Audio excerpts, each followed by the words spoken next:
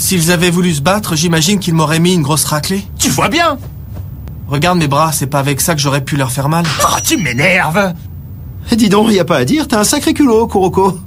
J'ai pas supporté de les voir agir comme ça, je pouvais pas les laisser faire, ils n'ont pas le droit d'être aussi cruels. Il fallait que quelqu'un leur dise. Et à aucun moment tu t'es dit qu'ils allaient peut-être te casser la gueule. J'avais pas pensé à ça. Mais c'est pas possible, tu te fous de moi là. Désolé, Kagami. Comment ça, mon petit Kagami? C'est pas une insulte, c'est une marque d'affection, ça veut dire qu'il t'aime bien, tu comprends? Je serais content à ta place. C'est très beau ce que tu dis. T'es un poète à ta façon. Oh, la ferme.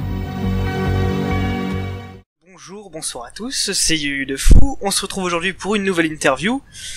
C'est le comédien Adrien Solis qui est avec moi. Donc bonjour à vous. Ouais. Avant de commencer un petit peu les questions, je vais vous laisser vous présenter un petit peu de manière générale. Et ça fait maintenant plus de 10 ans, je crois, que je fais du doublage. Voilà, si je viens du théâtre. Voilà, je suis venu au doublage. Ça m'intéressait pas le doublage en fait, mais j'y suis venu parce que à une époque où je cherchais du boulot, on m'avait dit va voir quand même de ce côté-là. Moi, ça me parlait pas du tout, hein, la VF, tout ça, ça m'intéressait pas trop. Et mais en fait, j'ai vu qu'il y avait une boîte qui faisait du doublage de manga. Et ça, je commençais à m'intéresser à ça à l'époque. Et donc là, je me suis dit, ah ouais, là, je vais m'éclater si je vais apprendre la base. Ça va être amusant pour moi puis de rencontrer les gens qui font les voix des mangas et tout. D'accord, ouais. Voilà, donc c'est comme ça que j'ai commencé. Donc, continuons. Donc, vous êtes comédien, comme vous l'avez précisé, surtout dans le doublage. Je voudrais savoir, donc vous avez répondu à la question, ce qui vous a amené dans le milieu, on vous en a parlé, et ça vous a intéressé par rapport à l'animation. Par rapport au côté technique, il y a un truc en particulier qui vous attire le plus dans l'activité? Un côté technique, c'est-à-dire l'activité, elle vous a plu vraiment parce que c'était de l'animation au départ, ou il y a eu un autre truc en plus qui vous a bien plu dans le doublage? À l'époque, ce qui m'a plu aussi, c'est d'être tranquille dans un studio, à l'abri des regards, parce que je m'étais pas mal exposé au théâtre en fait. Et là, d'un coup, c'était, il y avait un côté plus tranquille. C'est très amusant aussi de faire vivre un personnage qui est juste une image avec sa voix. C'est très marrant. Enfin, c'est un autre exercice, quoi. Et puis, le fait que ce soit quelque chose de l'instant aussi, c'est tout de suite, quoi. Faut être tout de suite sur le coup. Ça aussi, c'est intéressant d'aller, comment dire, directement, instinctivement, comme ça, avec une image, et hop, on se lance et on essaye de raccorder à la fois aux ouvertures de bouche et puis à ce qui se passe sur l'image. Enfin, c'est assez excitant, en fait, à faire en tant que comédien. C'est assez excitant, même intellectuellement, je trouve, c'est vraiment amusant. Ouais. Donc, le monde du doublage est un milieu qui demande quand même pas mal de travail. Comment abordez-vous un doublage, vous, personnellement, et comment vous faites pour vous mettre dans la peau d'un personnage? Malheureusement, contrairement à nos amis japonais, on n'a pas de temps de préparation. Donc souvent, on est balancé sur un rôle dont on connaît absolument rien. Alors, bon, on a le pitch, quoi, de ce qui va se passer, grosso modo, du personnage, mais souvent, on sait assez peu de choses, finalement. C'est pour ça que c'est vraiment quelque chose qui est purement instinctif, qui demande une concentration maximum pour vraiment choper quel est le personnage, qu'est-ce qu'il exprime. On découvre au fur et à mesure beaucoup, quoi. C'est ça qui est compliqué, en fait. C'est que il faut tout de suite être bien. Ça, c'est. Oui. On n'a pas de répétition, on n'a pas de. Il y a rien de tout ça, quoi. Donc, on n'est jamais préparé, en fait. Mais c'est ça aussi qui est excitant dans ce métier, c'est que on n'a pas ce travail en amont des répétitions et tout ça au théâtre ou même au cinéma où on a eu le scénario, etc. il y a une pression très forte où il faut tout de suite être là, tout de suite dans l'instant, collé à ce qui se passe. C'est excitant à faire. Moi, personnellement, j'aimerais qu'il y ait plus de préparation, comme au Japon. Moi, je suis allé sur des plateaux de doublage au Japon. Bah, ils ont bon, c'est pas pareil, c'est pas tout à fait pareil parce que c'est de la création de voix. Mais enfin, même en création de voix sur des dessins animés en France, ça se passe pas comme ça. Mais au Japon, ils ont leur texte une semaine à l'avance, donc ils ont le temps de bosser chez eux, de regarder un peu ce qui se passe. Ils répètent ensemble la moitié de l'épisode de manga, j'entends, hein, parce que c'est ce à quoi j'ai assisté. J'étais sur un doublage de Bleach. Et ils enregistrent la moitié de l'épisode d'un coup. Et après, ils font des retouches, des choses qui n'ont pas fonctionné peut-être, ou qui ont été mal enregistrées, mais voilà quoi. Donc c'est vraiment ça se rapproche beaucoup plus du théâtre que ce qu'on fait nous, qui est vraiment boucle par boucle, voilà, avec la bande rythme et tout ça. D'accord, oui. Du coup, comme vous parliez du Japon juste avant, l'écart de langue qu'il y a entre le japonais et le français dans le doublage, comment vous le gérez personnellement? Bah souvent, et c'est ce qui nous est reproché de doubleurs français, c'est de faire quelque chose qui semble plat. Parce que c'est vrai que même pour nous, c'est frustrant de certaines façons, parce que le japonais, c'est tellement chantant, et puis ils ont des façons tellement extrêmes d'exprimer leurs sentiments parfois, mais c'est dans des intonations, c'est compliqué de rendre ça en français. Et c'est pour ça que finalement, l'écoute du japonais n'est pas toujours d'une grande aide pour nous, parce que ça nous donne envie de chanter, si vous voulez, d'une certaine façon. Oui. C'est très compliqué, quoi. Moi, je trouve ça.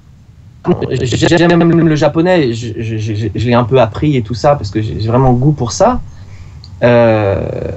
Donc, pour moi, c'est une grande joie d'entendre le japonais et d'essayer de coller justement à cette énergie-là. Mais c'est déroutant parce qu'on n'est jamais, forcément, on n'est jamais au niveau. Parce que on peut pas parler en français comme on parle en japonais, quoi. Mais des fois, c'est frustrant, quoi, je trouve, moi. De votre expérience, le rythme de production, est-ce que c'est quelque chose qui vous influence beaucoup dans votre façon de travailler? C'est-à-dire que la rapidité, par exemple, hein, vous disiez tout à l'heure que, par exemple, les Japonais ont, par exemple, une semaine pour préparer leur rôle, ils travaillent un petit peu ensemble. En France, ça commence un petit peu à décliner un petit peu en termes de comment dire. Vous avez de moins en moins de temps pour préparer un peu tout ça. Bah, c'est toujours pareil, hein, on en revient toujours à des problèmes économiques, en fait. C'est des histoires d'argent. C'est-à-dire que le temps, c'est de l'argent, donc on est obligé d'enregistrer de plus en plus vite. Alors, j'avoue que j'en ai pendant très longtemps eu une grande frustration, parce qu'on se dit, mince, j'aurais pu faire ça mieux, j'aurais pu... Soit on se dit, mince, j'ai pas ça, j'aurais pu le faire, mais bon, derrière vous, on vous dit, ouais, c'est bon, la suite, et puis voilà, puis donc... moi, j'en étais très longtemps frustré. Aujourd'hui, j'ai plus du tout le même rapport à ça. Moi, je fais confiance avec les gens avec lesquels je travaille. J'essaye de donner le maximum de moi, d'être au maximum dans la concentration. Et j'avoue que pour moi, aujourd'hui, c'est devenu un peu plus plaisir pour moi de travailler vite. Parce que je suis au maximum de ce que je peux faire, de ma concentration, et j'essaye de donner le maximum tout de suite. Après, je fais confiance à la personne qui me dirige, et puis j'y vais, et puis je me pose plus la question est-ce que c'est bien, est-ce que c'est pas bien. Sinon, on est perclus on est torturé. On se dit non, c'était pas bien, c'était pas ceci, c'était pas cela, ça n'allait pas, ça va pas, j'ai pas bien abordé le rôle, etc. Mais après, c'est de la torture. On se fait de la torture tout seul, quoi. Mais aujourd'hui, vraiment, j'ai plus du tout vraiment, j'y vais cash, et puis j'y vais au maximum de ce que vraiment, et puis. D'accord, oui. Grégory Linné disait dans son interview, Adria, c'est quelqu'un qui est en roue libre. À ce qui paraît, vous êtes plutôt quelqu'un qui aime bien délirer durant les séances. Et d'ailleurs, le doublage de Bakuman avait l'air plutôt mouvementé. Un doublage, vous l'abordez souvent comme ça? Vous aimez bien délirer? C'est quelque chose d'important pour vous, tout en restant sérieux, je pense, un minimum. Comment vous abordez ça un peu? Bah, c'est-à-dire que je suis partagé là-dessus parce que moi, effectivement, j'aime délirer, mais c'est parce que si j'ai beaucoup déliré, par exemple sur Bakuman, c'est parce que je me retrouvais justement avec des gens que j'aimais beaucoup. Avec qui on s'entendait bien, on se comprenait bien et on travaillait bien aussi, c'est-à-dire que on essayait d'être vraiment de donner le meilleur de ce qu'on pouvait faire. Ouais. Et j'ai eu beaucoup de plaisir à travailler avec Grégory, donc pour moi c'était une joie ces séances d'enregistrement. De toute façon, pour moi le travail de doublage c'est une joie, c'est-à-dire que chaque fois que j'y suis, je suis très content d'être là.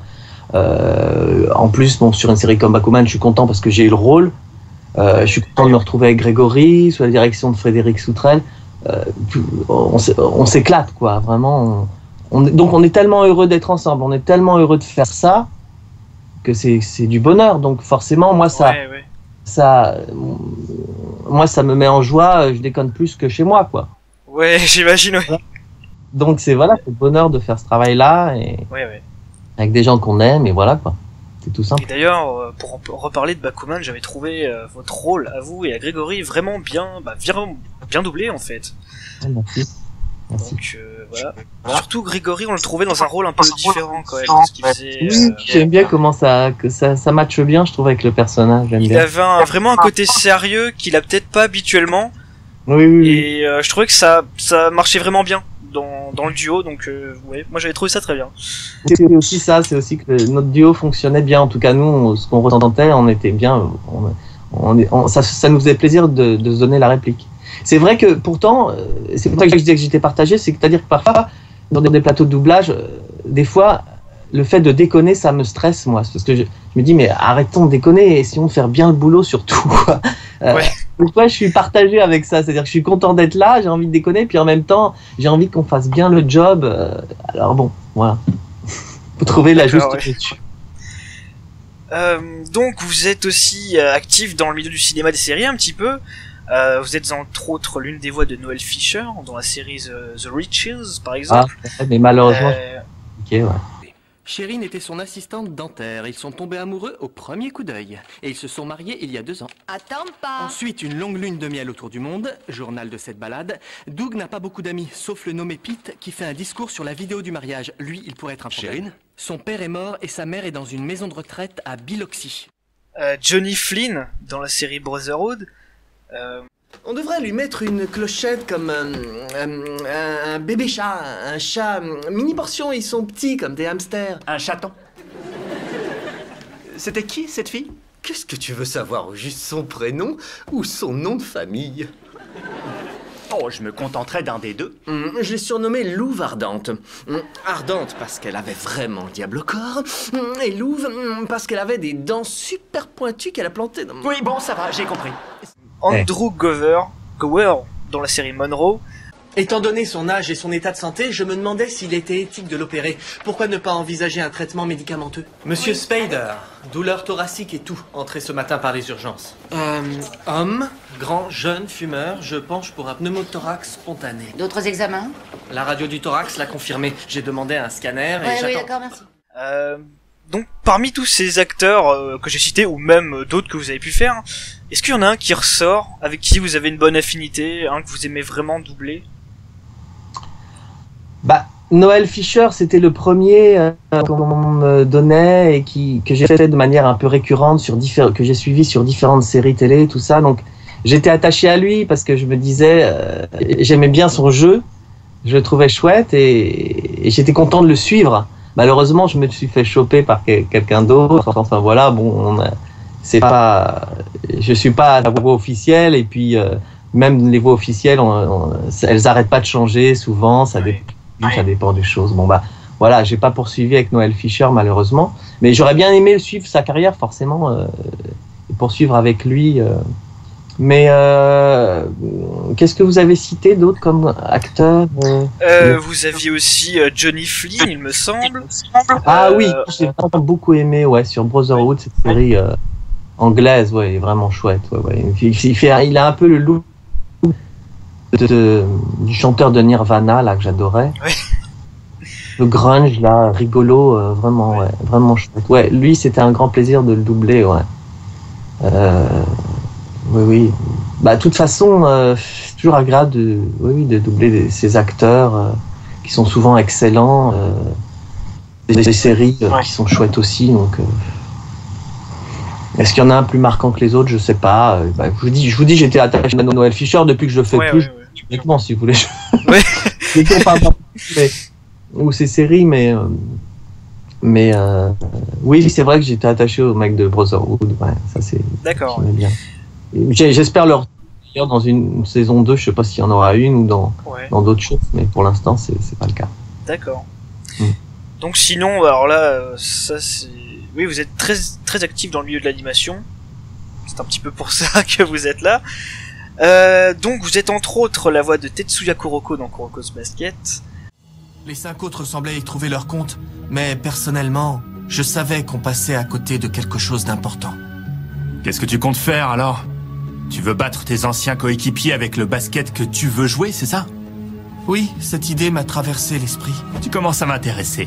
Mais c'est du passé maintenant. Ce lycée a un truc en plus, tes paroles et celles du coach m'ont vraiment motivé. Ça m'a fait réfléchir et il n'y a plus qu'une seule chose qui m'anime aujourd'hui.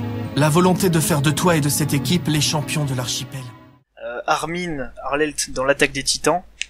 Arrêtez! Écoutez-moi, j'ai un meilleur plan à vous proposer. Un meilleur plan? Vous êtes tous les deux avec moi alors. C'est à vous de décider si vous acceptez ou non. C'est risqué mais ça peut marcher. On va se servir du titan qui est là-bas. Regardez comme il s'en prend aux autres. Clairement, ce n'est pas nous qui l'intéressons. Si on réussissait à le guider d'une manière ou d'une autre jusqu'au poste de ravitaillement, il nous aiderait à nous débarrasser des autres titans déjà sur place. Suzaku Kurugi dans Code Geass. Ce n'est pas ce que j'ai dit. Je pense qu'il faut poursuivre l'enquête encore quelques temps. Vous voulez dire que notre surveillance n'est pas fiable? Non, je dis juste qu'il faut se méfier de Sitou. Je veux que tu continues à jouer le rôle du petit frère de Lelouch pour l'instant. Comme ça. Je suis habillé comme ça parce que je sors de cours. C'est mon uniforme. Waouh, il vous donne des uniformes? Je sais bien que t'es un aristocrate, mais tu peux pas te comporter normalement pour une fois. Arrête de t'agripper à moi, t'es lourd. Ouais. Yukio Kumura dans Blue Exorcist. La semaine prochaine, c'est déjà la rentrée. J'ai passé plus de 15 ans ici. Ça me fait vraiment drôle de quitter le monastère. C'est la dernière fois que tu me soignes? Comment je vais faire sans toi? Une fois médecin, je serai à ta disposition.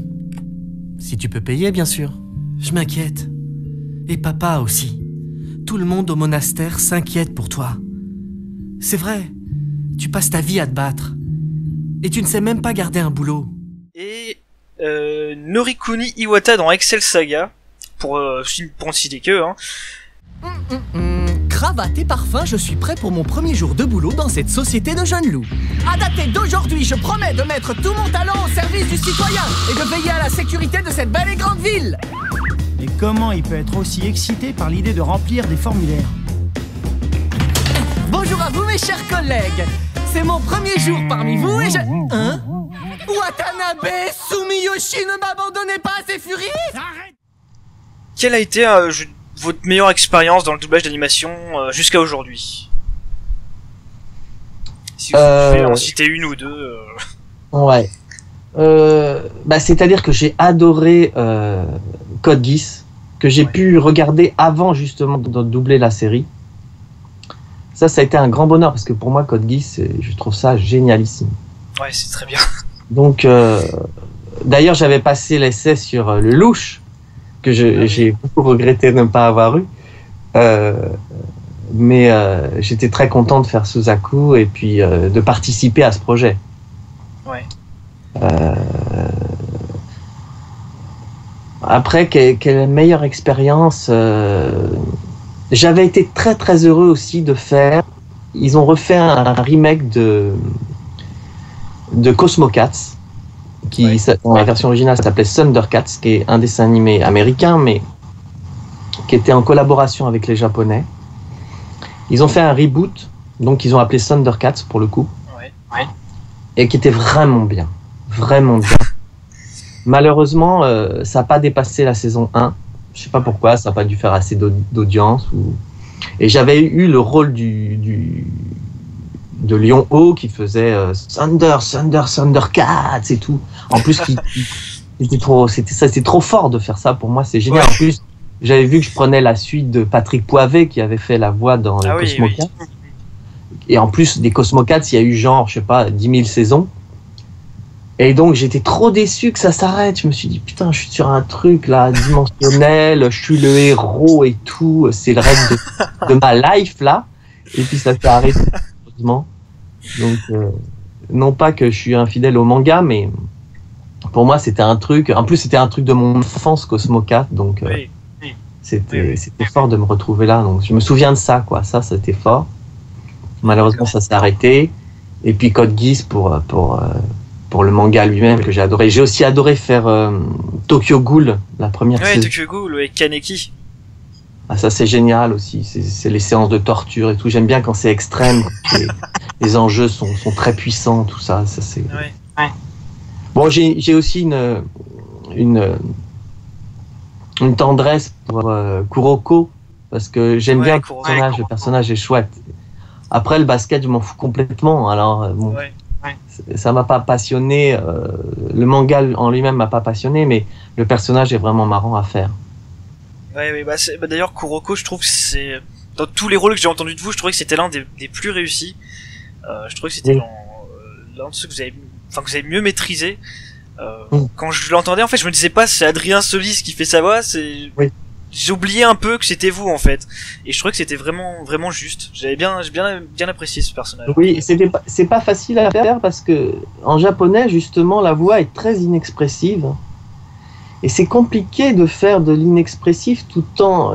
En même temps, c'est un personnage qui est concerné par ce qu'il fait, qui veut vraiment devenir faire partie de la Dream Team et tout. Enfin, il en veut quoi, et en même temps, il est un peu atone.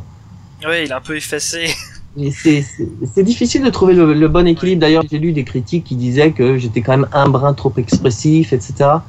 Mais j'étais poussé aussi un peu à être plus expressif parce que sinon, c'est compliqué. Le manga, moi, des fois, j'ai l'impression d'être juste. Mais quand on écoute, on se rend compte que c'est plat et c'est ennuyeux et c'est pas vivant. C'est compliqué de trouver le bon équilibre. Orelsan l'a bien compris ça, je crois, quand il a bossé sur One Punch Man. Oui, d'ailleurs, je l'ai vu récemment, One Punch Man, et j'ai trouvé ça assez plutôt bien. Je trouvais qu'il se débrouillait bien. Il se débrouillait plutôt bien quand même pour quelqu'un qui n'avait jamais fait ça avant, si je dis pas de bêtises. C'est vraiment pas mal. Il s'est beaucoup investi, hein. Il voulait ça se sentait. Bien. Il a beaucoup travaillé. Ouais, et puis ça se sentait aussi dans les interviews qu'il donnait. On sentait qu'il aimait ça, quoi. Et du coup, je vais rebondir un petit peu là-dessus. Lui-même disait dans une interview qu'il était passionné par la Japanimation, c'est aussi votre cas. Est-ce que pour vous, dans votre cas à vous, être passionné de Japanimation, est-ce que c'est quelque chose qui peut être considéré comme un plus dans le doublage, dans l'animation japonaise? Est-ce que pour vous c'est un petit peu un plus? Est-ce que vous le considérez comme un plus, vous dire je suis passionné de Japanimation, donc peut-être que j'arrive à mieux comprendre peut-être telle ou telle intention dans une scène ou sur un personnage? Oui, j'espère parce que déjà moi c'est pour ça que j'ai fait du doublage, si vous voulez. Donc, mon enthousiasme a fait que j'ai quand même réussi par finir par en faire et pour moi c'est quand je me suis retrouvé dans Animeland interrogé sur ma carrière, c'était la consécration quoi. Donc oui j'essaye de, mais en même temps, si vous voulez, il y a plein de comédiens qui font de la Japanimation qui n'aiment pas ça ou qui s'en foutent. Oui. Et d'ailleurs, ça me déchirait le cœur, si vous voulez. Je rencontrais des gens pour qui j'avais de l'admiration. À la limite, moi, j'ai des copains. J'ai des collègues doubleurs qui me disent, mais pourquoi tu fais du manga, quoi? C'est pas intéressant.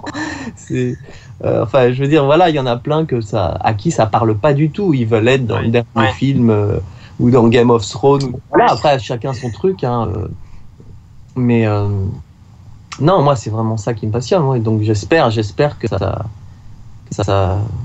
ça participe effectivement de. J'aimerais d'ailleurs beaucoup diriger des mangas. J'aimerais moi-même diriger pour orienter ça vers quelque chose d'encore plus pointu, plus fort, quoi. Je sais pas. Ouais. D'accord. Vous avez fait beaucoup de rôles principaux, surtout depuis un an ou deux, je dirais. Ça doit être une expérience assez intéressante de faire pas mal de rôles principaux quand même. Bah, pour moi, c'est le bonheur. Je vous dis, c'est le bonheur, quoi. C'est ce dont je rêvais il y a 10 ans. Ouais. Et ça arrive. Et je me rends compte qu'aujourd'hui, les gens disent putain, merde, encore Adrien Solis, quoi. Je dois avouer que j'étais un petit peu comme ça pendant un moment. C'est vrai que pendant un moment, il y avait pas mal d'animés qui sortaient d'un coup et c'était voix principale Adrien Solis. Alors des fois, je me disais ouais, ça passe très bien. Parfois, peut-être un peu moins. Et c'est vrai que quand il y en a beaucoup qui sortent consécutivement avec un peu tout le temps la même voix principale, ça peut devenir un peu embêtant. Après, quand on prend du recul, il y en a quand même qui sont très bons. Je pense à Kuroko tout à l'heure. Je comprends tout à fait, mais moi-même j'ai ce réflexe quand j'écoute des trucs en VF, des films, des machins, je me dis oh non, c'est encore lui qui fait la voix de machin. Ouais. Il y en a marre, c'est toujours les mêmes, quoi. Ouais. Bah, c'est normal, mais en même temps c'est un petit milieu, c'est compliqué, puis. Ouais, c'est ça. Ouais. Puis bon, bah voilà, je sais pas pourquoi. Au fond, je sais pas vraiment. Enfin, je sais pas. Si, je sais pourquoi je suis choisi, parce que j'ai une voix qui est jeune, qui est bien sur des rôles de petits héros adolescents, donc. Voilà, on m'appelle quasiment systématiquement pour passer les essais. Bon, voilà, donc. Je sais, ouais. Moi, je suis content, alors bon. Je vais pas dire non. Écoutez, non, on m'a assez entendu. Ne me faites plus travailler. Non, parce que, moi, je veux dire, j'ai tellement rêvé de le faire que bon, c'est tellement une joie pour moi que. Oui. Je suis pas en capacité de refuser. J'imagine. Mais je suis tout prêt à laisser la place aux autres, hein, c'est pas le problème. Hein. Oui. J'adore Bastien, ce qu'il fait dans l'Attaque des Titans, je le trouve super, Bastien Bourlet. Ah oui. Mais la VF la VF en globalité, l'Attaque des Titans était vraiment très bien. Ouais, c'est vrai. C'est vrai que moi je suis comme vous finalement, hein, je suis très critique hein, même sur ce que je fais. Hein. Donc je suis rarement satisfait. C'est vrai que j'ai beaucoup aimé le doublage de l'Attaque des Titans, très réussi. Ouais. Et, justement, j'allais vous demander justement. Ouais, j'ai pas entendu. Les gens qui sont en concurrence avec moi, tout ça, je les aime beaucoup. Mais c'est vrai que ça fait du bien. Ça fait du bien de voir arriver Bastien parce que c'est une nouvelle voix qu'on connaît pas. Et c'est toujours bien. Moi, je suis tout à fait pour qu'il y ait un roulement maximum, qu'il y ait plus de comédiens qui en font. Mais bon, après, c'est des contraintes. C'est aussi que nous, moi, je finis par avoir de la bouteille, donc je travaille vite. Je fais le taf, quoi. Donc voilà. Après, c'est pas facile de trouver des gens qui comprennent bien la technique du doublage. En plus, l'animation, c'est quand même assez spécial. À faire, c'est pas tout à fait comme dans les séries, enfin les séries live, quoi, les films live, c'est pas tout à fait pareil. C'est une pêche, une patate, à quelque chose qu'il faut donner en supplément. Enfin, c'est compliqué quand même. Oui, généralement les comédiens disent qu'ils se lâchent vraiment quand ils font de l'animation. Oui, c'est plus amusant parce qu'effectivement, sur du live, il faut vraiment coller au comédien, au jeu du comédien. Ça peut être super. Hein. J'imagine que celui qui double Jim Carrey, il s'éclate ou des gens comme ça, mais souvent c'est quand même très. On est obligé de coller au poil près, au poil de cul près qui bouge sur la fiche. Ça colle pile. Alors c'est quand même du blablabla comme ça. Et, oui, c'est assez approximatif au niveau des labiales, donc oui. Voilà, donc on peut plus. Ça laisse plus de liberté, disons. Ouais. Mais c'est une liberté qu'il faut savoir prendre, qui est pas toujours facile à prendre parce que justement, faut partir dans son propre délire aussi. Ouais. Sinon, j'allais demander si vous étiez satisfait de vos rôles principalement, ceux que vous avez fait jusqu'à maintenant. Si vous aimez vous réécouter, soit pour regarder l'animé en question en VF, ou peut-être pour corriger d'éventuelles erreurs pour un prochain doublage. Ah bah oui. Alors ça, c'est clair que souvent m'écouter est une souffrance. C'est-à-dire que je me trouve souvent mauvais. Ah. Donc, et puis bon, je fais cette bêtise aussi de temps en temps de regarder ce que j'ai sur moi, sur Google ou tout ça, de me googliser. Et ça me fait mal des fois, parce que des fois c'est violent, quoi. Et donc je suis toujours très preneur quand j'arrive à trouver un compliment qui surnage quelque part, ou des gens qui me disent ah c'est formidable, je suis content. Mais moi-même je suis le premier à trouver pas bien ce que je fais, donc alors des fois, heureusement quand même, des fois j'aperçois un truc et je me dis, je suis agréablement surpris. Ah, je me dis ah tiens, c'est pas mal ça quand même, c'est pas trop mal. Donc voilà, je suis content, mais je suis hyper critique sur ce que je fais. Effectivement, je voudrais toujours m'améliorer. Je me dis mais merde, non, c'est comme ci qu'il faut faire, c'est comme ça. Bon voilà.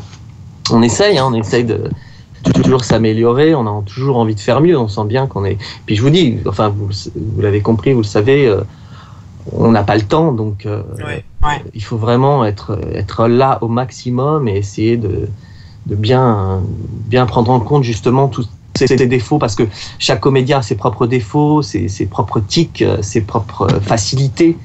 Et donc il faut être à la fois concentré sur l'écoute de ce qu'il y a à faire, et en même temps essayer de laisser ses tics, de ne pas rentrer dans ses facilités. C'est pas toujours facile, parce que des fois forcément pour aller vite, pour aller bien, on est obligé d'emprunter des raccourcis qui sont pas toujours très heureux, quoi.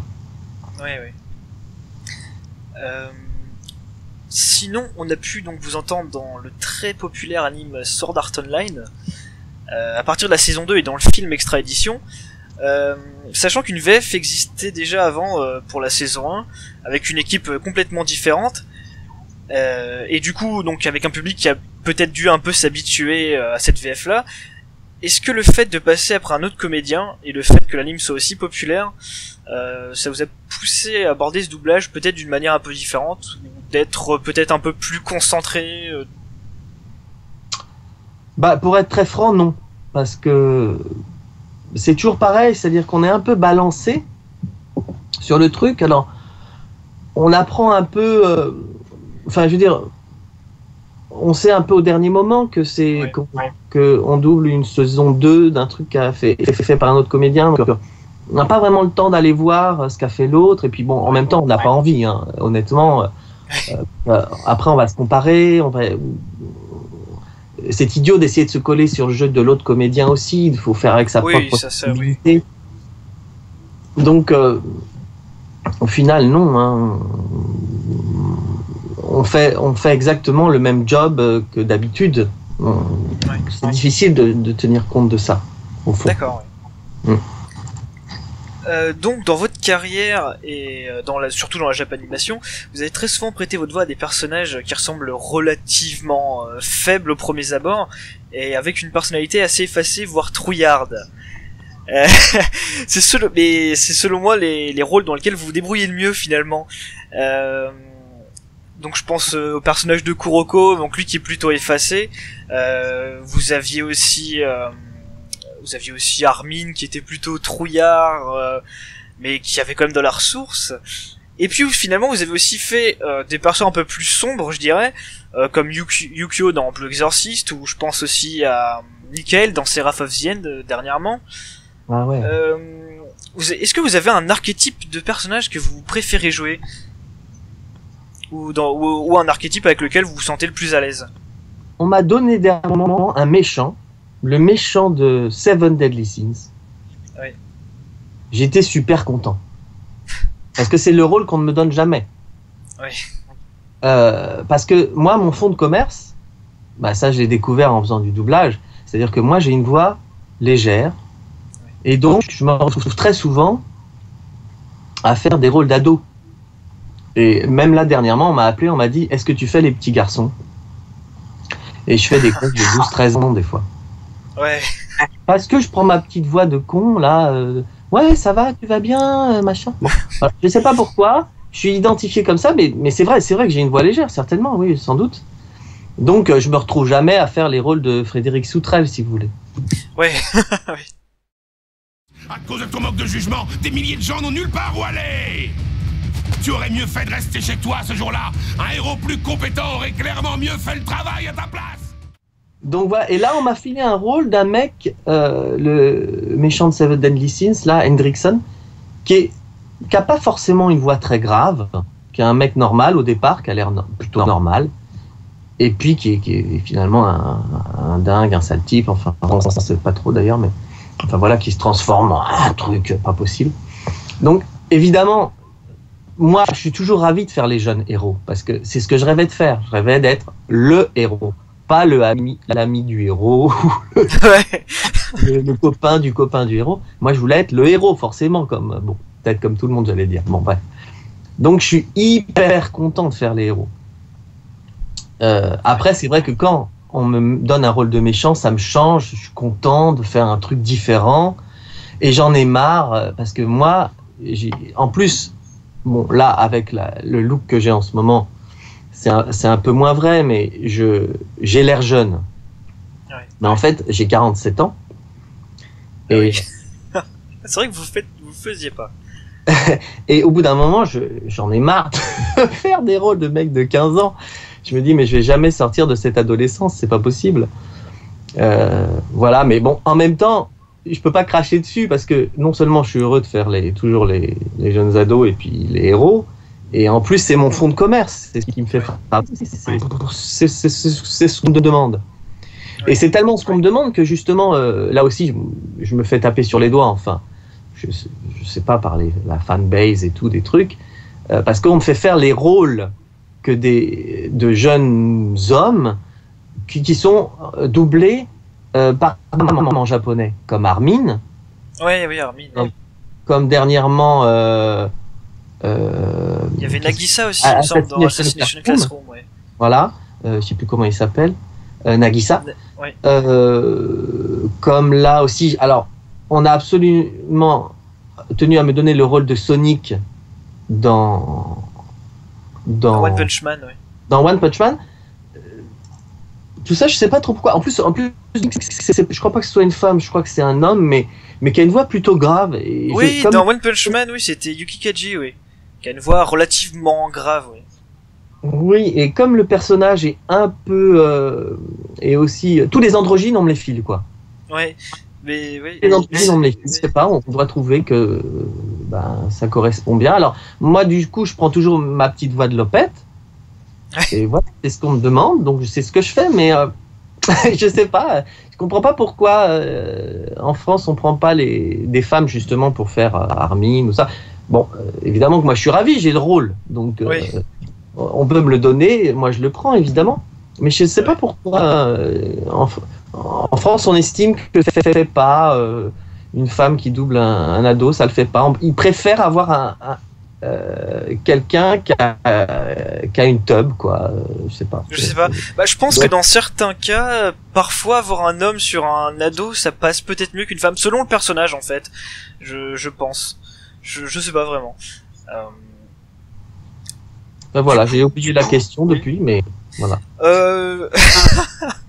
Oui, c'était par rapport à vos archétypes de personnages que vous préfériez doubler, enfin si vous en aviez un en particulier. C'est pour ça que pour moi, ça a été un grand plaisir aussi de faire Ken Kaneki dans Tokyo Ghoul, parce que du coup, lui, voilà, c'est le petit ado minable, et puis d'un coup, il devient un ghoul. Alors ça, c'est jouissif.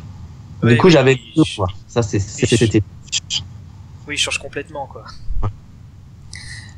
Et d'ailleurs, pour revenir à One Punch Man, vous l'aviez dit vous-même à l'instant, mais c'est vrai que Sonic, je me suis dit, pourquoi est-ce qu'ils ont mis Adrien Solis dessus?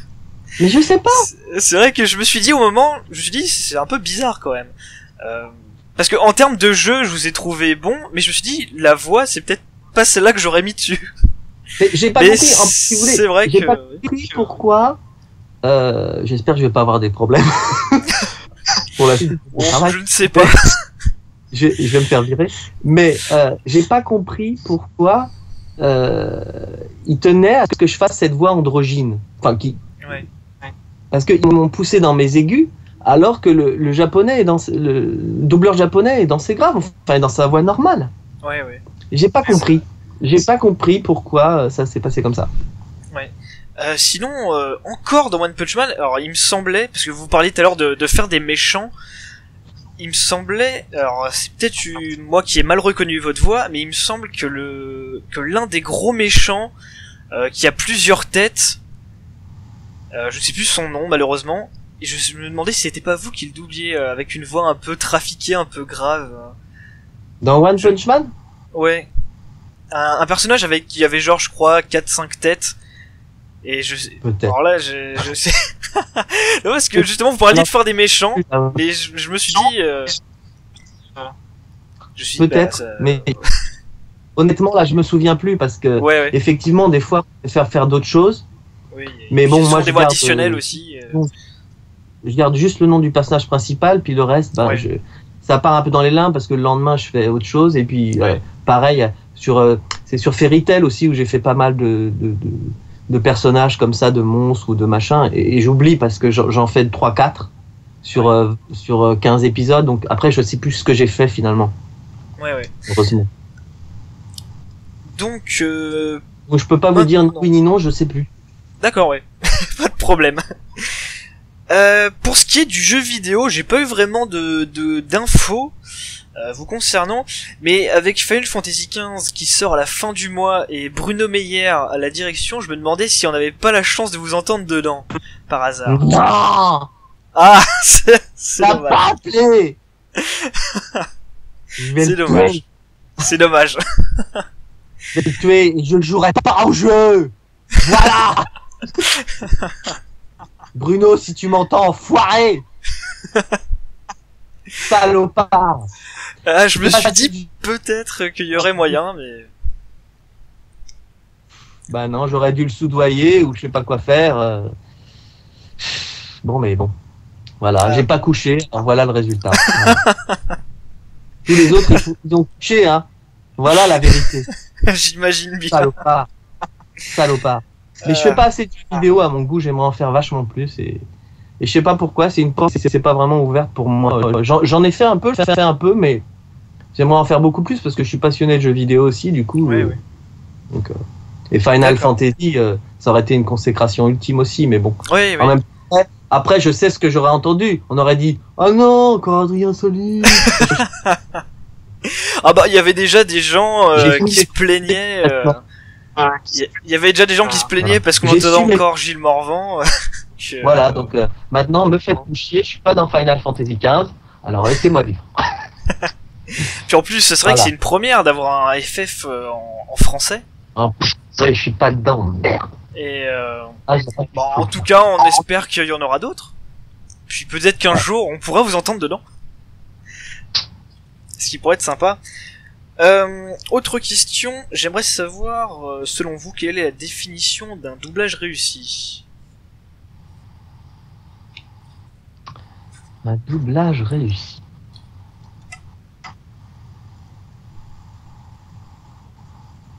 Alors là... Bonne question. Bah non, mais le problème, c'est que j'ai en tête la phrase de qu'a dit plus qui, bah c'est peut-être Grégory ou je sais pas qui, ou qu'a cité quelqu'un d'autre, là, on s'aperçoit pas. Oui, Grégory, il est né qui avait cité Bruno Meyer. Non, mais c'est vrai, si on se rend pas compte, c'est un doublage, mais bon, qu'est-ce que ça veut dire en même temps? Oh là là.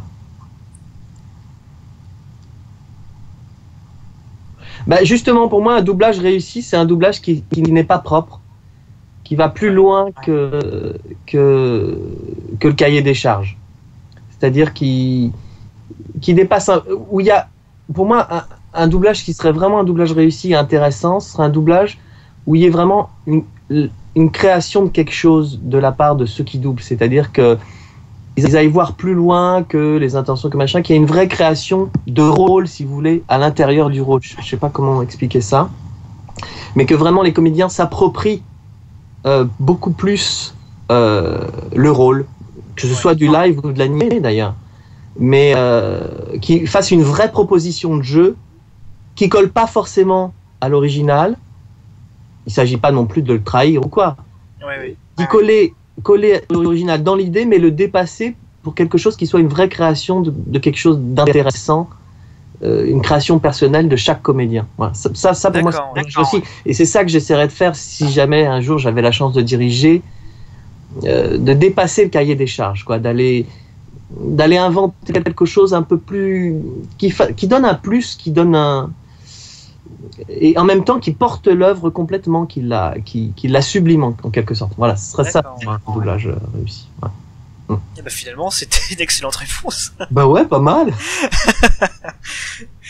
Il existe aujourd'hui des écoles pour former au doublage qui sont assez critiquées par le milieu. Est-ce que vous avez un avis là-dessus? Alors j'en ai aucun. Ces écoles, je les connais pas. Ouais. Il y en a certainement de meilleures que d'autres.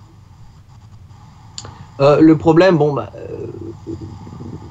j'ai pas de critique à faire sur ça. Moi, je trouve ça très bien d'apprendre le doublage et tout. Ouais. Les gens qui ont envie de faire ça, qui ont envie d'apprendre, qui ont envie de se lancer, c'est très bien. Après, c'est comme pour tout, c'est-à-dire que ces boîtes-là profitent de cet engouement-là, des gens qui ont envie de faire ça. Donc voilà, ils prennent l'argent et puis ils profitent que les gens ont envie de ça pour eux vivre de ça. Mais bon, loin de moi l'idée de leur lancer la pierre. Moi, ça me ferait plaisir d'enseigner ça. Hein. J'aurais grand plaisir à enseigner ça. Mais voilà, c'est tout. Hein. Il y en a sûrement qui sont un peu plus opportunistes que d'autres. Et le problème, si vous voulez, c'est que ce sont des écoles de doublage qui fleurissent un peu. Il y en a peut-être un peu plus qu'avant, je sais pas. Je sais pas. Oui, c'est sûrement parce qu'il y en avait pas vraiment avant, je crois. Je sais pas trop d'ailleurs. Je connais pas bien le sujet. Mais voilà, qui profitent un peu de ça. Et bon, le problème, si vous voulez, c'est que derrière, il y a pas de boulot. Enfin, il y en a peut-être de moins en moins. Et puis c'est un milieu, c'est un panier de crabes. C'est un panier de crabes. C'est pas que c'est fermé, mais si vous voulez, il y a des gens qui bossent vite et bien, qui bossent bien. Il y a aucune raison qu'ils ont pas envie de céder leur place. En plus, si vous voulez, dans le doublage, il y a du star system. C'est-à-dire que c'est machin qui est la voix de machin, et puis lui, c'est la star du doublage, donc on veut lui, donc c'est pour ça que vous retrouvez toujours les mêmes voix aussi. Hein. Bon, je sais pas, moi je me considère vraiment pas comme une star du doublage, mais dans le petit milieu de l'animation, voilà, je sais pas, c'est moi qui ai les trucs, mais voilà. Après, je vous dis, moi je suis que tout le monde bosse et qu'il y ait le maximum de gens. Après, c'est vrai que c'est compliqué de faire la place à tout le monde essaye de garder sa place, et puis c'est difficile de s'introduire dans le milieu, de se faire connaître. Je vous dis, c'est un truc de l'instant, donc si vous n'êtes pas tout de suite bon, on va se dire, lui c'est un... Non, je vais pas perdre mon temps avec lui, comme on n'a pas le temps. Si on avait le temps, si on avait tous les soirs 1 heure ou 2 à consacrer à des jeunes mecs qui viennent voir, et on leur fait passer des essais, tout ça, et puis... Oui, mais ce temps-là, souvent on l'a pas... C'est compliqué, hein. C'est compliqué. Puis alors, de plus en plus, les studios de doublage se ferment pour des questions d'angoisse de piratage. C'est-à-dire qu'on n'a plus le droit d'assister au truc, il faut montrer patte blanche, il faut être introduit par truc. Enfin, ça devient très difficile d'aller sur des plateaux comme ça, au petit bonheur la chance, et de tenter sa chance, quoi. Et comme il y a il y a de moins en moins de boulot, qu'il y a de plus en plus de gens qui voudraient bien essayer, ça bouchonne, quoi. Donc il y a une petite école de doublage, et puis derrière, le boulot est âpre à avoir, quoi. C'est difficile, quoi. D'accord. Aujourd'hui, il existe beaucoup de conventions sur les jeux vidéo, l'univers manga, la culture otaku, tout ça, à travers la France. Est-ce que vous avez déjà été invité à ce genre de convention Non. Et je lance l'appel. À la prochaine Japan Expo, je vous en supplie. Et j'espère qu'on vous entendra. Mettez-moi sur un piédestal avec un micro. Je voudrais que les fans, les petites fans viennent se pâmer à mes pieds. Faites que ce jour, ça arrive un jour, bon Dieu. On espère. Non, j'ai jamais été invité, j'ai la rage. Justement, j'allais vous demander si c'est un événement qui vous intéresse. Je pense que la réponse est claire. Ouais. Faut avoir une invite. Parce que sinon, je paye ma place. Ouais. Évidemment. Donc la question un peu plus peut-être fâcheuse entre guillemets, je ne sais pas. Certains comédiens accordent une importance à la façon dont on les appelle dans le milieu du doublage.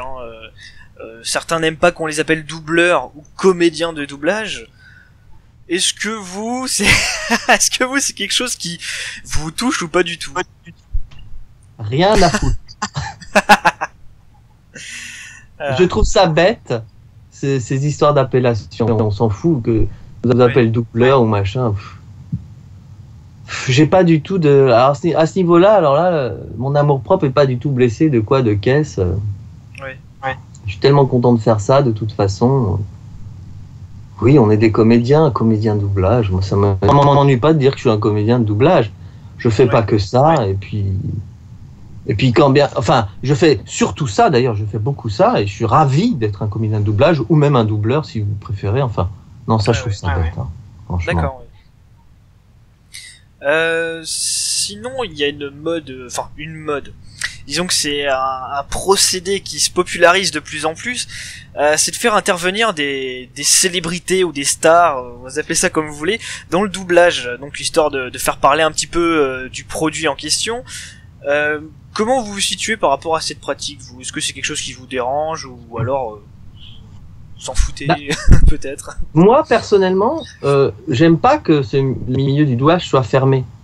Ouais. Donc moi, j'aime bien qu'il y ait des gens qui normalement ne font pas de doublage, alors en l'occurrence des stars, fassent du doublage. Je trouve que ça apporte un vent frais sur le doublage. Ils proposent autre chose, ils sont justement pas cernés par la technique du doublage. Eux, ils arrivent, ils débarquent sans doute souvent et ils bossent, quoi, voilà, comme a fait Orelsan, exactement pareil, pour essayer de faire le maximum. Et donc, je trouve qu'à la limite, c'est intéressant parce que c'est un regard neuf sur le truc. Après, ça fait plus de boulot pour les DA parce que les mecs, ils connaissent pas forcément la technique. Donc, ça demande beaucoup plus de temps, de travail. Mais bon, en même temps, ces gens-là, on les appelle aussi parce que c'est du marketing, tout simplement. On les appelle pour vendre le produit. Donc, qu'on passe plus de temps avec eux et qu'on leur fasse un gros cachet, c'est normal, hein. C'est comme ça. Après, la starification, c'est comme ça. La starification, qu'est-ce que vous voulez? C'est à la fois c'est bête, puis en même temps, c'est ce qu'on veut. Ce qu'on veut voir aussi. On veut voir Nicole Kidman, on veut voir.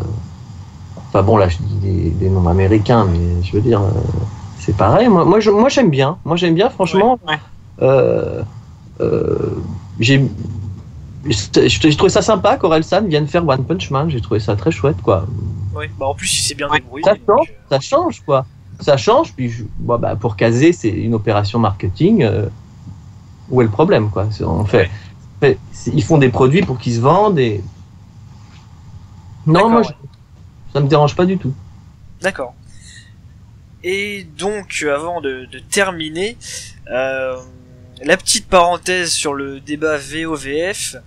Est-ce que c'est quelque chose qui vous touche quand il y a beaucoup de critiques? Enfin, il y a surtout beaucoup de critiques, parfois négatives, sur Internet, notamment sur Internet. Est-ce que c'est quelque chose qui vous touche? Est-ce que vous y prêtez beaucoup attention? Et est-ce que ça vous influence peut-être si vous voulez,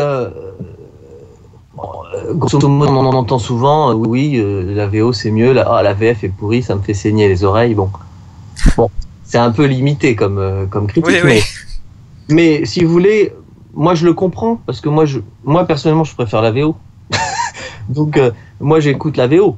Après, c'est toujours intéressant d'écouter soit le travail des copains, soit son propre travail, et puis moi j'ai des enfants, donc je leur fais voir les trucs en VF, évidemment, ils sont encore trop petits pour lire les sous-titres, donc c'est un débat qui est de toute façon qui est pas très intéressant, puisque on peut regarder la VO, ceux qui ont envie de regarder la VO, ils regardent la VO, ceux qui regardent la VF, ils regardent la VF, et puis voilà. Après, que la VF soit en dessous de la VO, alors notamment en ce qui concerne les animés japonais, c'est un peu ce que j'ai dit tout à l'heure, c'est-à-dire que c'est très compliqué de faire un truc au niveau des japonais, vu que on n'a pas la même façon d'aborder le truc, qu'on fournit pas le même travail qu'eux, et puis à cause de cette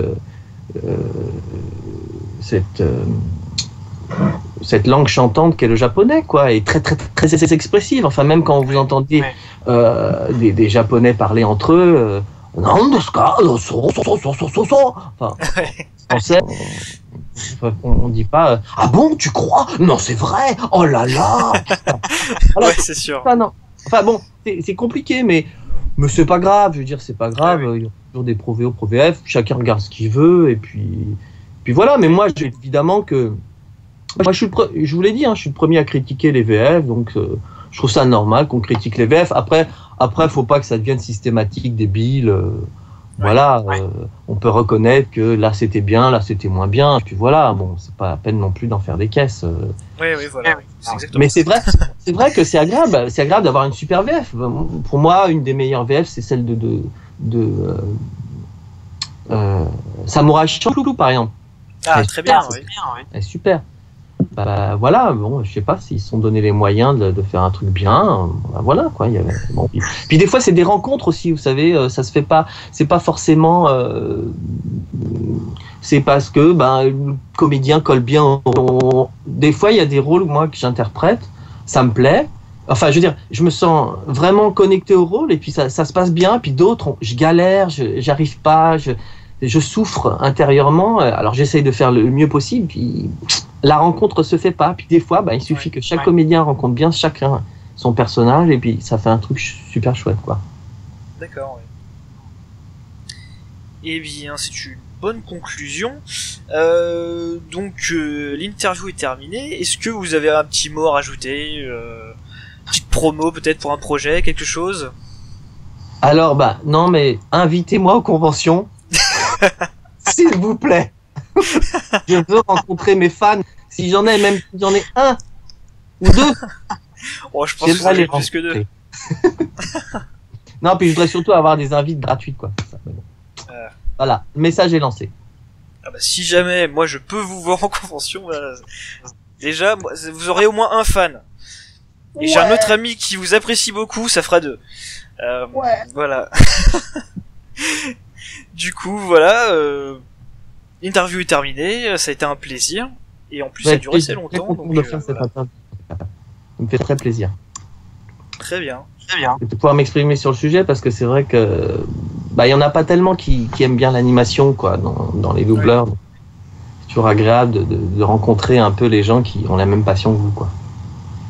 Ok.